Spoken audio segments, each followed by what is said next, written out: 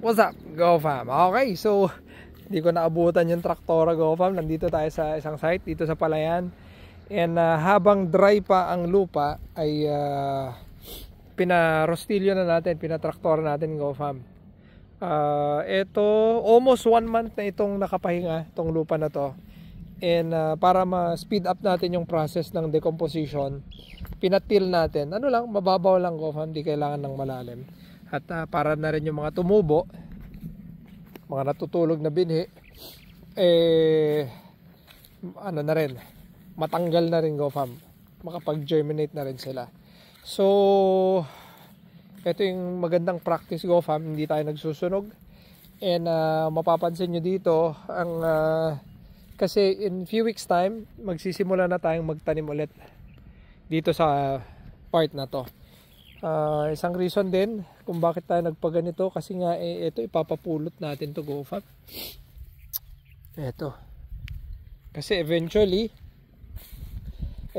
magkakaroon tayo ng siguro kung makarating dito yung planter, Go Fam. Ito ayaw to ng planter kasi nga yung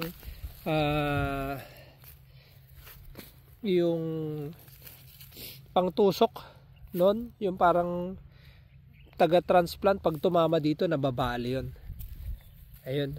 So ito yung mga bato, Go Fam. Try natin papulot lang kung ano yung at least every cropping mabawasan, di siya pa hanggang sa maging okay siya. Yun. So ito yung update natin dito, Go Fam. Huwag tayong magsusunog dahil hindi maganda, sayang naman, madaming nitrogen ang mawawala. Okay. Tapos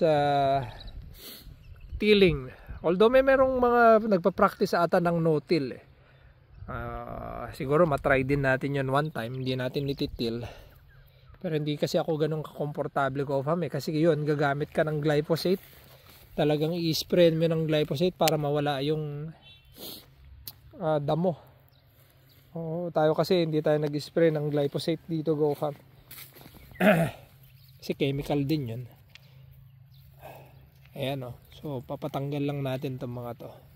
So kayo, nakapag-harvest na ba kayo o hindi pa? Sobrang baba ng ng presyo ng mga produkto natin, kahit mapagulay, mapamais, mapapalay. Ay nako, asan na kayong ating gobyerno, Go Fam? Para sa akin, Go Fam, kahit wala nang ayuda para sa mga magsasaka, yung binibigay na ayuda sana, ayusin na lang nila yung mga patubig natin, 'di ba? Tapos ayusin nila yung merkado, maglagay sila ng anong tawag doon, floor price, para hindi naman tayo kawawa. Okay na yun. Kahit wag na sila magbigay ng mga abono, mga bini, lang yan avenue lang yan ng corruption.